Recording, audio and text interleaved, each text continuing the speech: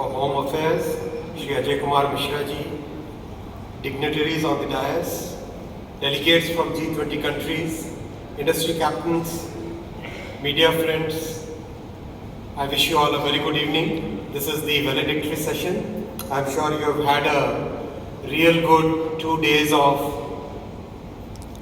invigorating sessions in which you must have shared your experiences, your knowledge, and a variety of topics have been discussed.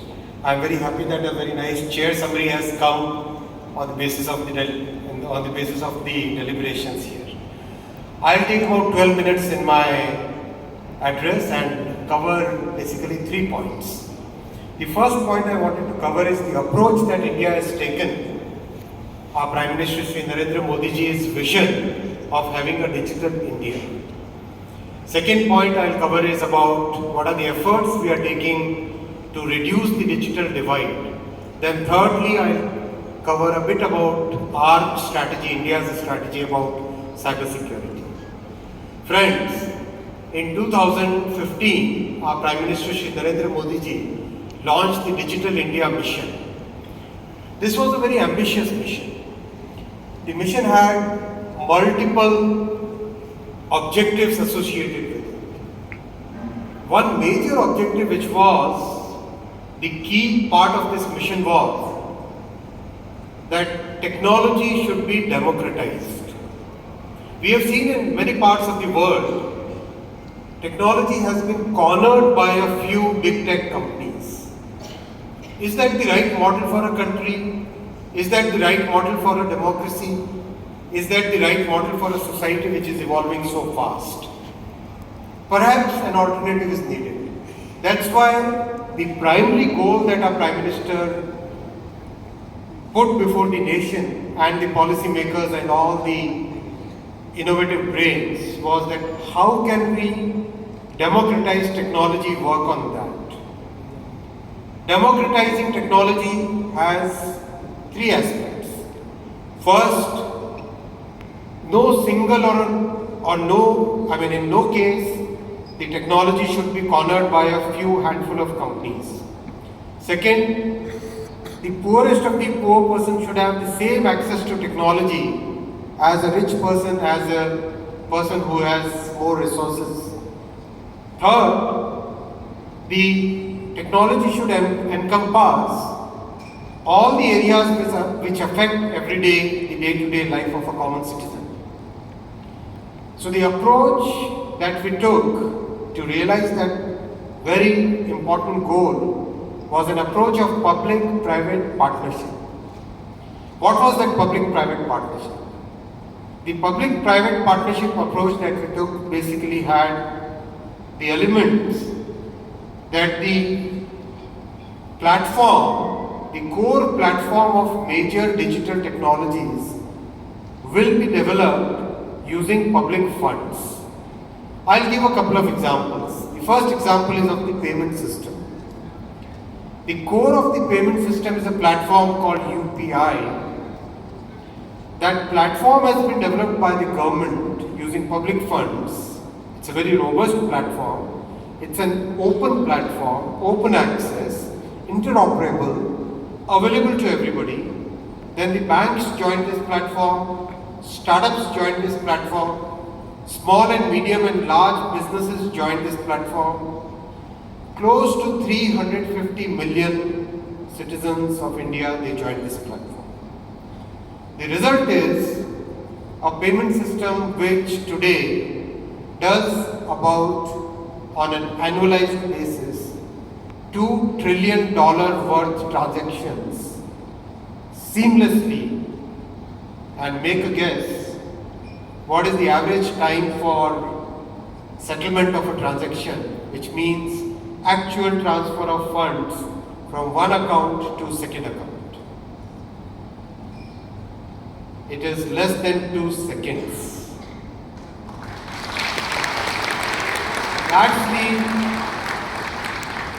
That's the power of a platform approach. That's the power of a PPP approach, a public-private partnership approach. And that's the power of the vision of a Prime Minister who said that yes, our focus should be on democratizing technology. Similar platforms are now being created for e-commerce. We call it ONDC, Open Network for Digital Commerce. For healthcare, where close to 700 million people have been onboarded so far. During the COVID pandemic, we used a platform called CoWin. Again, the core platform was developed by the government. The clinics and hospitals joined it. The pharmacy companies joined it. The logistics supply chain, the cold chain companies, the airlines, they joined it. The entire scheduling for a population of 1.4 billion people was done using this platform, and flawlessly, within a short time frame of about 18 months, more than 2 billion vaccine doses were administered using this platform.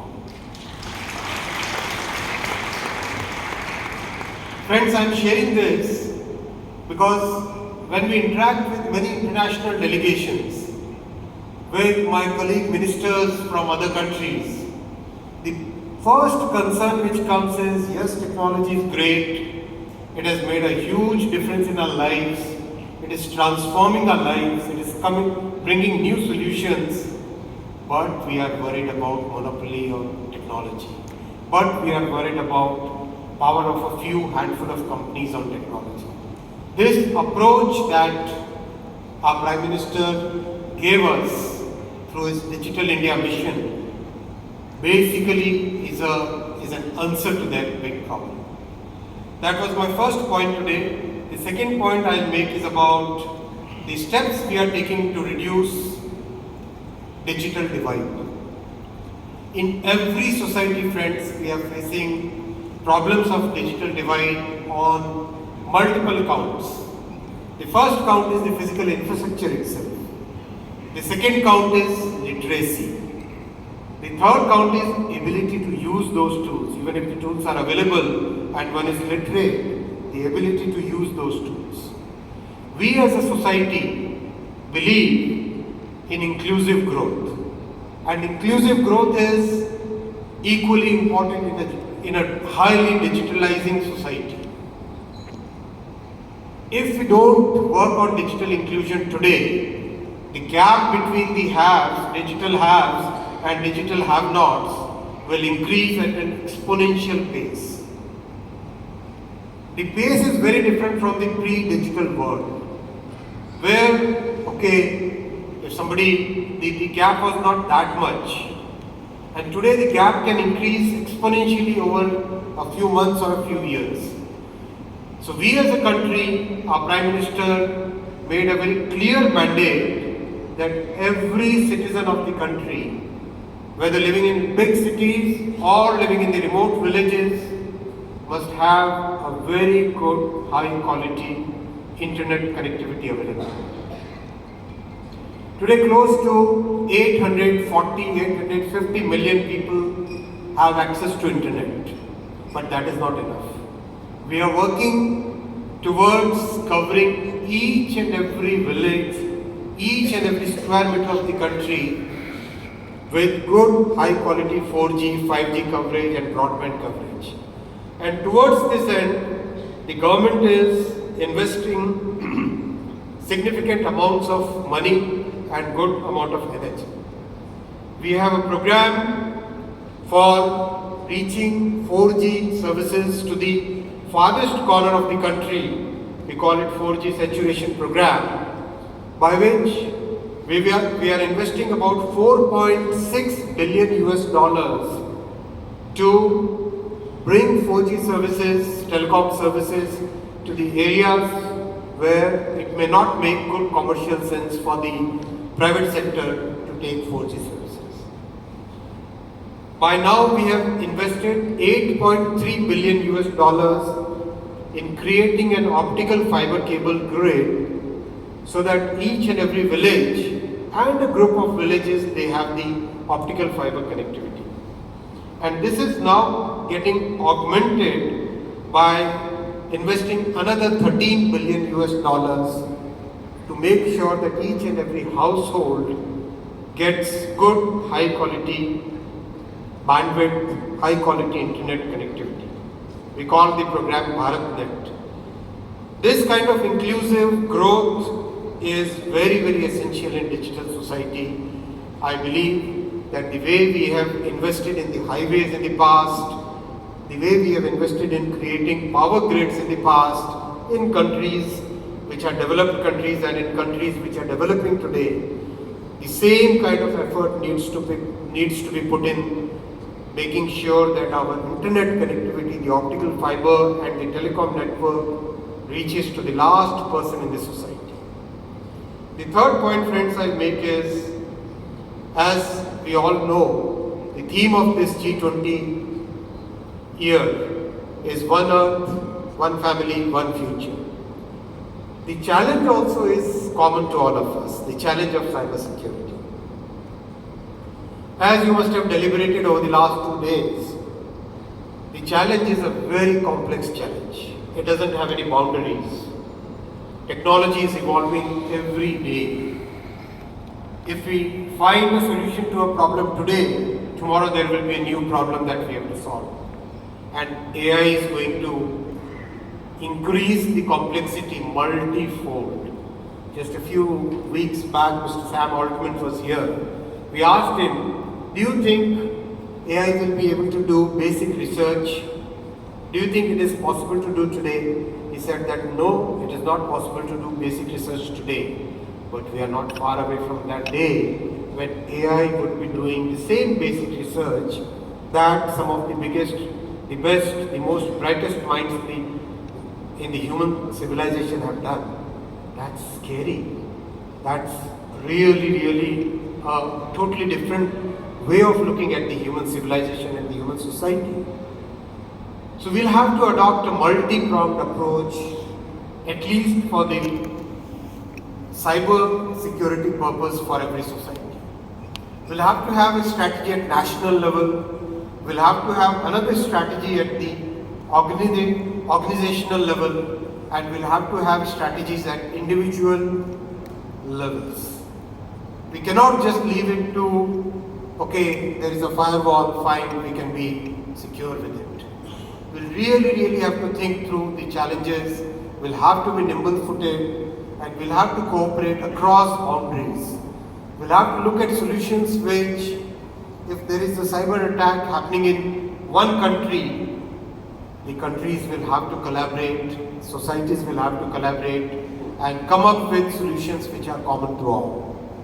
In the Digital Economy Ministers Group, we are trying to have a consensus that the way the human civilization covered many crimes through international collaboration, through creating infrastructure and institutions which work across boundaries, now human society will have to work for similar institutions for cyber security also. Many new tools will have to be developed. For example, recently some of the tools that we developed in India, and we now offer that to any country who would like to use them, because we believe in the philosophy of one earth, one family, one future, one challenge that we all face. So can we share the solutions that we find in our societies with other societies? Some of these solutions have really helped our country face the complexity of cyber crimes. One of the solutions was so effective that we could, working with the Ministry of Home Affairs, working with the Ministry of Telecom, working with the Ministry of Information Technology and the state governments, all collaborating together, millions of fraudulent accounts which were used for creating cyber frauds were detected and closed. So that kind of approach will have to be taken at the international level also. I will conclude now. In my conclusion, I would like to exhort all the members from G20 countries that the way we adopted technology in the previous generations, for example, when the automobile came, and the highway networks were created, we created a legal structure and we created an education system in which we taught everybody to walk on or drive on one side of the road.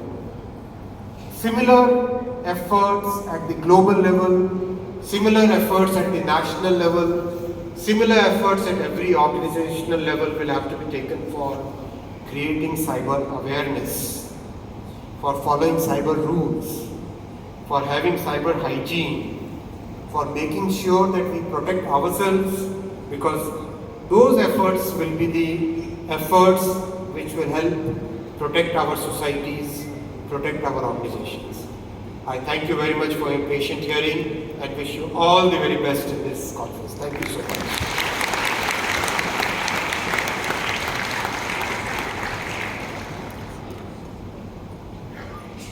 Thank you, sir.